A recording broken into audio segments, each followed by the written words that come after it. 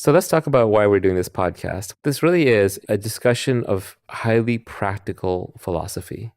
Philosophy, as we normally think of it, is impractical. It's something that's put up on a pedestal. It's something that was written a long time ago in fancy language, very abstract, very obtuse, and perhaps some of it feels like truisms to us and some of it feels unapproachable. But really, for anyone, if you live long enough, you become a philosopher because you start trying to solve the big problems in your life.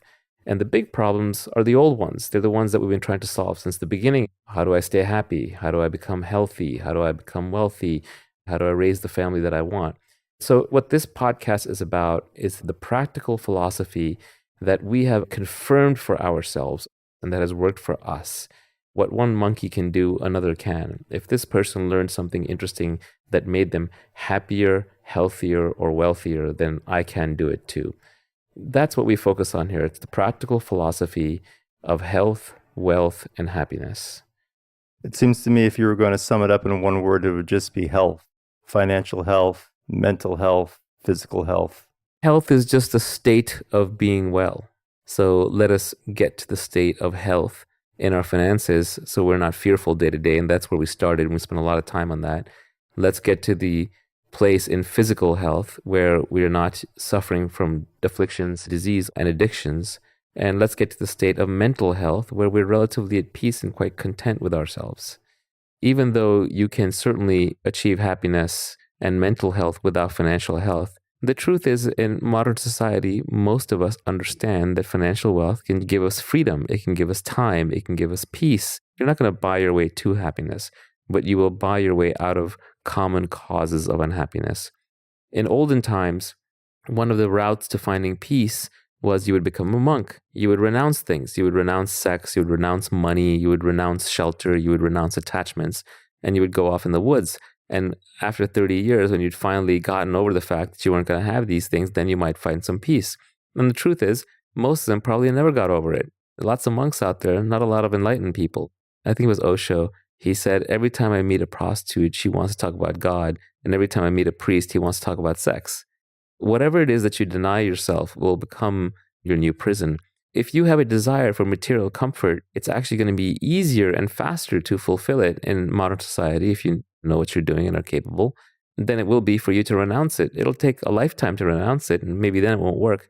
But you can make some money and be materially successful in less than a lifetime. You can get there without it and probably have a more lasting form without it, but that's playing on hard mode. Physical health, of course, is the foundation of everything. If you don't have your physical health, you have nothing. Another great Confucius saying that I liked was that a sick man only wants one thing. A healthy man wants 10,000 things. When you're sick, when you're down, all your other desires run away. Without the ability to get up and function, you can't turn into this desiring machine that you are. Physical health is actually the most important, but I speak the least on that topic because I have the least specific and unique knowledge. I'm not self-actualized in that regard. I'm in okay health, okay shape, and I have an okay diet. I understand a lot of the theory of it, but I would feel fraudulent giving you that theory unless I were a paragon of excellence in that domain. Whereas I think in wealth, I'm much more self-actualized. And on the peace side, I've gone from being a mostly unhappy person to being a very happy person. And that, I think, was deliberate. It was practiced. It was effort-based. It was through realizations, and I made progress. So I have a chance to tell you what worked for me. Happiness is an extremely loaded term. It means completely different things to different people. And it's difficult to talk about because everybody has strong preconceived notions of what happiness is and how they would get to it. I'm going to conflate happiness and pleasure and peace and joy and bliss. I'm going to mix them up. I'm not doing so deliberately, but at the same time, this is not math. We cannot clearly bound these words. They mean different things in different contexts to different people. So let's just try and get into the spirit of what I'm saying rather than get hung up on specific words and details. I think that's extremely important. When some people are talking about happiness, they're really talking about pleasure thrills, like I had a really good meal, therefore I'm happy. Other people are talking about a general state of contentment and well-being. Other people are referring to enlightenment like a Buddha would have reached. Many people will take the point of view that there's no such thing as happiness, or happiness is counterproductive, or misery comes from pursuing happiness. And there's a lot of truth to this, and we'll get into it. But at the same time, sometimes I'll say, the way to be happy is X. And people will say, well, didn't you just say that happiness is a cause of misery? This is not mathematics. You cannot link algorithms together. This is more like poetry. If you read 50 different poems from a poet, and then you try to map them out analytically and refer words from one poem to another and see if that made sense, you miss the point. Don't fixate on the words. Don't even fixate on the sentences. Ponder the overall thought process and message. The first step towards increasing the level of happiness in your life is realizing that you can. This is where a lot of people get tripped up. For the vast majority of people, some amount of their happiness, in fact, probably a lot more than they think, is in their control. So the first step is not easy, and you might be stuck on this for a long time, and many people are, where they deep down believe that happiness cannot be developed or changed, and so they devalue it. They say, well, I don't want to be happy. Genetics may account for half or more than half of things like strength, athletic performance, and intelligence. But your genetic set point is only about half of it. And happiness or general contentment is much more malleable than the other things. It's very hard for me to change my athletic performance purely through working out. I'm going to be genetically much more limited. But I think in terms of my mood and temperament and my outlook on life, am I a peaceful person or not? How angry do I get? These things are much more malleable. So happiness is a skill like nutrition and fitness. It is a skill that you identify and develop until you get better and better at it, and it slowly gives you results. It is not something that is God-given to you and you're stuck. Although if you start with a high setting, then by all means keep it. It is a skill that can be learned and developed. Desire is a contract you make with yourself to be unhappy until you get what you want. You start becoming disturbed because you want something, and then you work really hard to get that thing, and you're miserable in the meantime. And then when you get that thing, you actually revert to the state you were in before you had that thing. It's not like you get to some blissful peak level that you stay on. There's this delusion that there's something out there that will make me happy and fulfilled forever. That is a complete delusion. No one thing seems to do that. We can talk later about enlightenment, and that does seem to head in that direction of a permanent solution. But we're not going to explore that just yet. We're just talking about common sense happiness. There's no single permanent solution to it. Rather, it is a process of understanding. It is a process of self-discovery. It is a process of training yourself and seeing certain truths. If obtaining things were to permanently make us happy, then the cavemen would have been miserable and we should all be deliriously happy right now. So obviously net happiness per person is not going up. It might even be going down. Modernity probably brings more unhappiness than past times. So happiness is returning to that state where nothing is missing in this moment. A common complaint where I'm from, where I'm surrounded by lots of smart overachievers, is that happiness is for stupid people or happiness is for lazy people. A lot of times entrepreneurs will say, I don't want to be happy because I want to be successful. If I'm too happy, perhaps I will lose my desire and I will no longer work hard and I will no longer be successful. And like everything else, there is some truth to this. Generally, the more intelligent you are, the more you can see behind the facade of everyday life being easy or safe. You can see all the risks and the downsides and the calamities that await us. You can see the cynicism and the manipulation behind so many things that are portrayed as being good for you or good for society. You naturally become cynical and you signal your intelligence through cynicism. Very smart people will often communicate in purely cynical observations. It's okay to not want to be happy, but we're going to explore together whether you can increase your happiness level without significantly lowering your drive and without significantly lowering your intellect. So let's take the first one, which is, I'm not happy because I'm smart. Partially true. You are unhappy partially because you know too much. You've been exposed to too much. You understand too much. But that doesn't mean that you can't undo it and retain your intelligence. You're not smart because you're unhappy, so don't get it backwards. But yes, you're unhappy because you're smart. It means that it's going to take more work for you to be happy. But the good news is smart people are good at figuring out the truth. And it turns out the more you dig into certain deep truths, the naturally freer and more peaceful you will become. And that peace will itself lead to happiness. If you're so smart, why aren't you happy? I absolutely believe that is true. The beauty in being mentally high functioning in our society is that you can trade it for almost anything. If you're smart, you can figure out how to be healthy within your genetic constraints. If you're smart, you can figure out how to be wealthy within your local environmental constraints. If you're smart, you can figure out how to be happy within your biological constraints.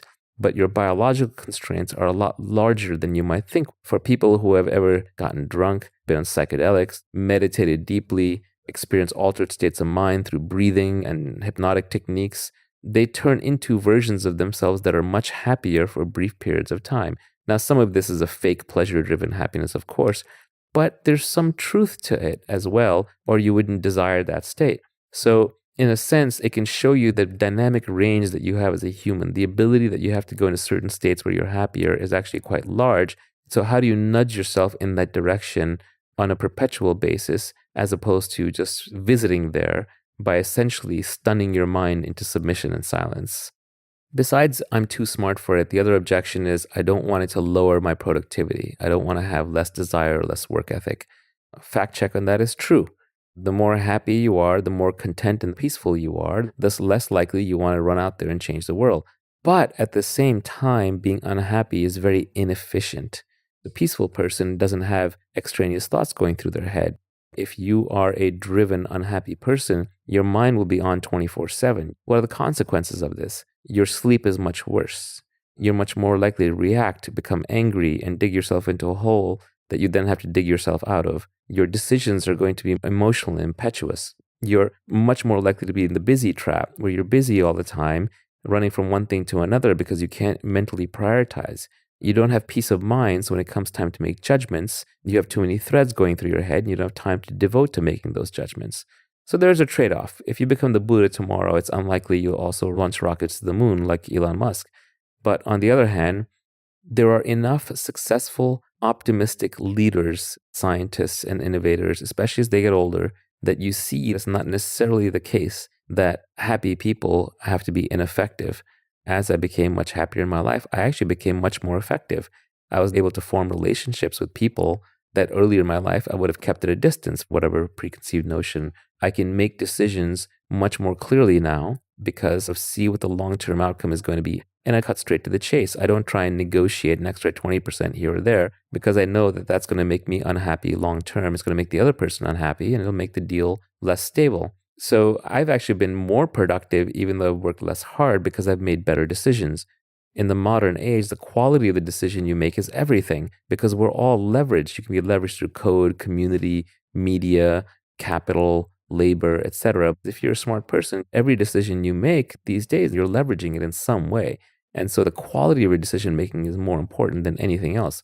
If Warren Buffett makes the right decision 85% of the time and his competitors make it right 65 or 70% of the time, Buffett's going to win everything. That's the source of his strength, good decision making. He makes one decision a year, two at most. Most of the time, he's sitting around reading books, thinking hard, reading S1s, playing bridge, traveling, golfing, etc.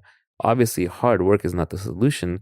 Good decision making and high leverage is the solution. Having a peaceful mind, being a happier person, relying less on momentary pleasure and being calmer in general will allow you to have the frame of mind where you make better decisions and will actually increase your effectiveness. As long as the increase in effectiveness is higher than the reduction in drive, you're well off. Finally, I would say, do you want to be the best in the world by working the hardest? Or do you want to be the best in the world who worked the least for it, right? Who worked the most intelligently for it? If you were an omniscient, omnipotent being, imagine you were the universal God for a moment, then just by pushing a butterfly in one direction or just by snapping your fingers, you would know exactly how the particles would collide from there on out that would change everything in the universe. You could get anything done. Omniscience is omnipotence. Knowledge is power.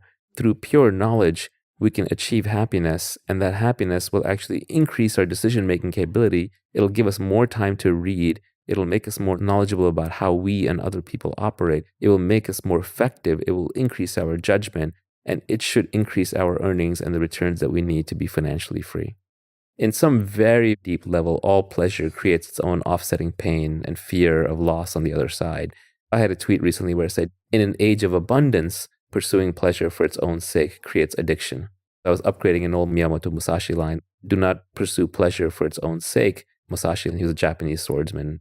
In his time, when you pursued pleasure, it might mean a very different thing. He didn't have unlimited processed food. He didn't have internet pornography, marijuana, or alcohol available on demand. Now that we're in an age of abundance, if we pursue pleasurable things directly for their own sake, we land into addiction very easily, which is hard to get out of. I think the modern struggle is really about lone individuals disconnected from their tribe, disconnected from their religions, disconnected from their cultural networks, trying to stand up to all these things that have been weaponized: alcohol, drugs, pornography, processed foods, news media, internet, social media, video games. With these things, you can basically engage in fake play and fake work. Before, you would have to go socialize with your friends. Now you just get drunk with a bunch of strangers and it's easy and good. Before, you would have had to go find a mate and have sex and create children and raise a family. Now you just watch a lot of porn. Before, you might have needed to go climb trees and hunt and get fruit for a little bit of natural sweetness. Now you can just buy all the gelato that you want. The modern struggle not only is trying to stand up to these things that are weaponized, that are giving you small doses of pleasure, but desensitizing you and exposing you to the misery of their loss and their absence. If you drink alcohol, or if you take some kind of drug regularly, try the following thought experiment. What events do you most look forward to? I will bet you they're the events where you get to do these things. So if you drink alcohol, you look forward to dinner time, or you look forward to that party that's coming up, or when you get to go out with your friends to the bar. To see how artificial it is, resolve that the next one you go to, you're not going to drink at all, or you're not going to do the drug. And now ask yourself, how much am I looking forward to that event? You'll find not at all.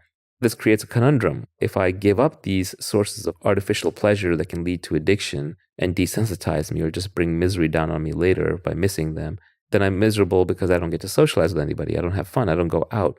Breaking addictions is very hard, not just because you have to break the physical addiction, but because you then also have to change your lifestyle to the lifestyle that you would be happy without that substance. For example, if I want to drink because I get to hang out with friends and be social, and I do that enough, and pretty soon I'm hanging out with a whole bunch of friends that I actually would not hang out with sober. I can't tolerate these people sober. I can't tolerate these topics sober. I can't tolerate these venues sober. I can only do it drunk. Well, if I stop drinking, then what happens? I have to get rid of these friends. I have to get rid of these activities. I have to find brand new activities and brand new friends. This is very hard and very socially unacceptable. These fake relationships and these fake activities were just being held together by the alcohol. I realized a while back that it's actually a problem to really look forward to holidays and to weekends, because it indicates two things. One is it takes the joy out of the everyday, because now you're living in the future. You're suffering the rest of the time. And the second is it means you have accepted a way of life in which most of your time is spent suffering. Let's talk about peace, and then we'll talk about truth and how these all relate to happiness. A lot of times when I'm saying you want to be happy, what I'm actually saying is you want to find peace. We say peace of mind, but what we really want is peace from mind.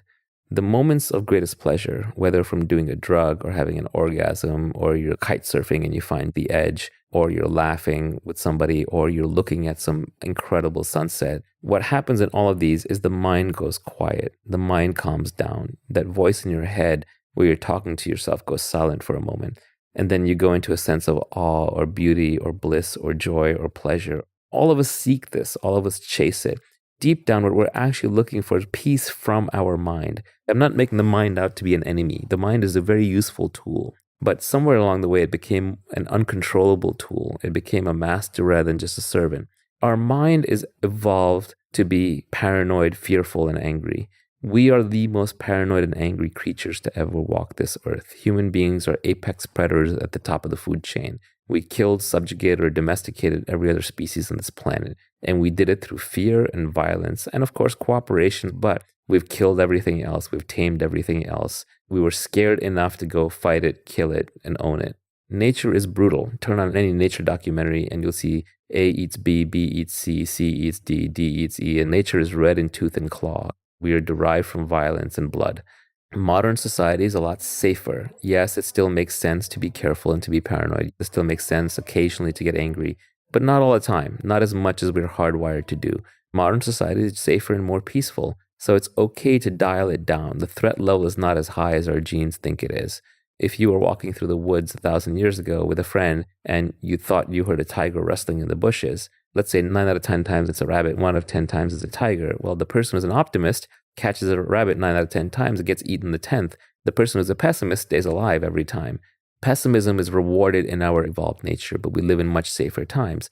So we have to find ways past that. We have to find ways towards peace. Modern life, on the other hand, is more hectic in other ways. The sources of stress that we have are more chronic. Let's define stress for a moment. Physically, stress is when something wants to be in two places at one time. If I take an iron beam and apply pressure to both ends in different directions, I'm creating stress in the beam because one part wants to be north, the other part wants to be south. I create stress on the beam. In a person, stress is when you can't decide what's important, so then you want two things at once that are mutually incompatible. I want to relax right now, but I need to get some work done. I'm under stress. I need to go to that party, but I also need to go to work. But when you truly give up on something, it's actually no longer stressful.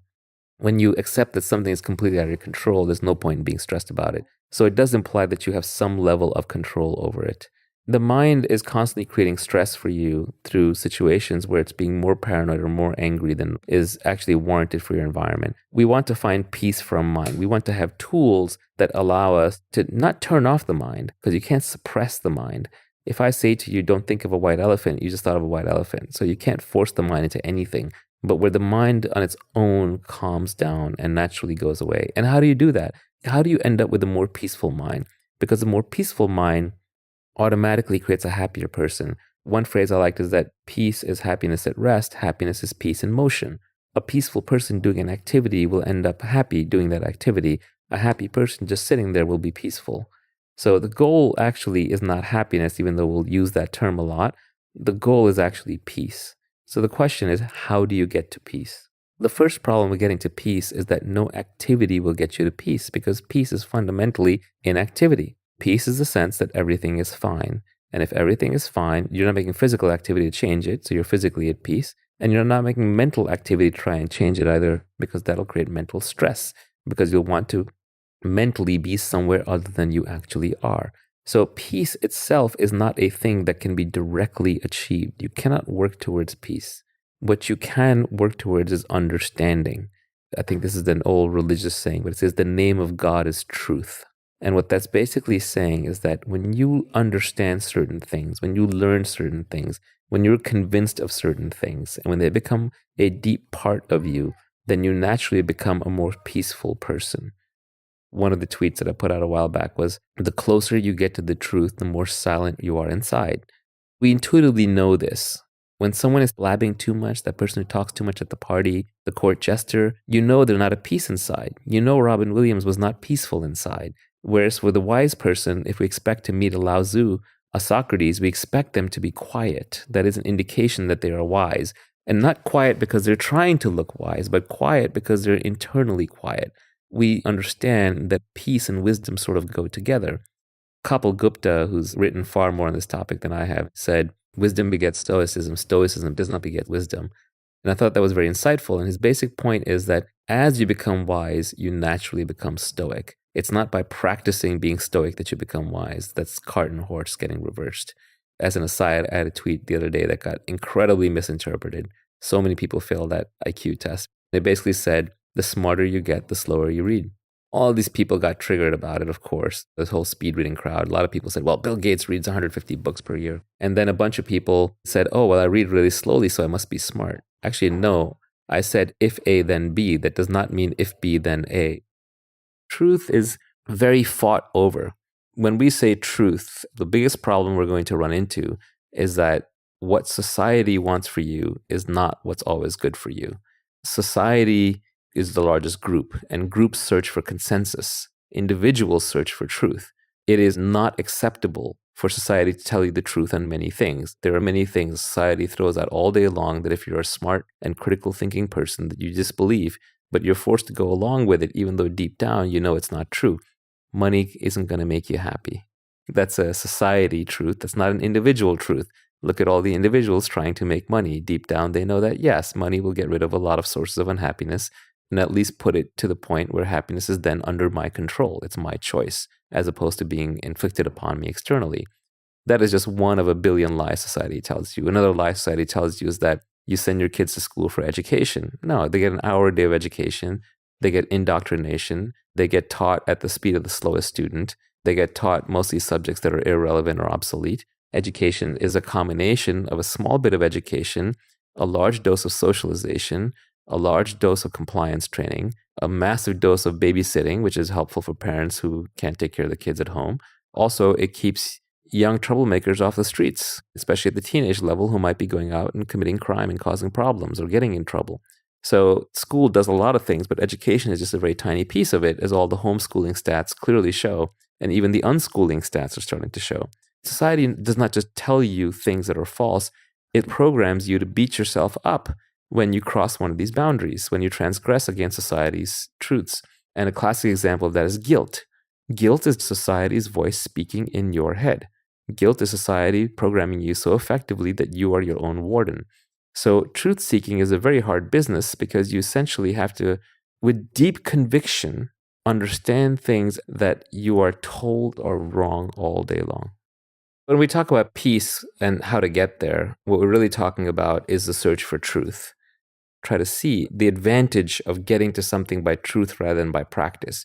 Let's say I'm trying to quit smoking. There are techniques I can try, but they're always painful and difficult. Very often, there'll come a moment when I see something a certain way, like I see myself a certain way, or I get diagnosed with lung cancer and I understand that I'm going to die, or I see a friend get in trouble with similar bad habits. When I see something strong enough, when I understand it, then the habit can often disappear by itself. The bad habit can dissolve. That's an extreme example. Much more simply, it might be I see some facet of myself that I don't like. I see some facet of somebody else that I then can't unsee, and I can no longer be friends with them. Understanding and seeing change us organically in a way that pure practice and technique cannot. When you're practicing how to do something, there's always a gap between you and the thing. There's always a repetition that you have to keep doing. There's always a struggle. There's always conflict. If we want peace, then one of the things we have to give up on is self-conflict. We even have to give up on self-improvement because self-improvement is just a dressed up form of self-conflict. We have to instead use our natural curiosity for everything to understand things better. And then through understanding, we will naturally improve ourselves. Once we truly understand the effects of unhealthy food in our body, when we can see the extra weight we're carrying, when we can track the glucose spike and crash and see how we physically feel worse for having eaten too much sugar, when we see how caffeine hops us up and then crashes us down at the end of the night, then we automatically change for the better. So the path towards peace is truth.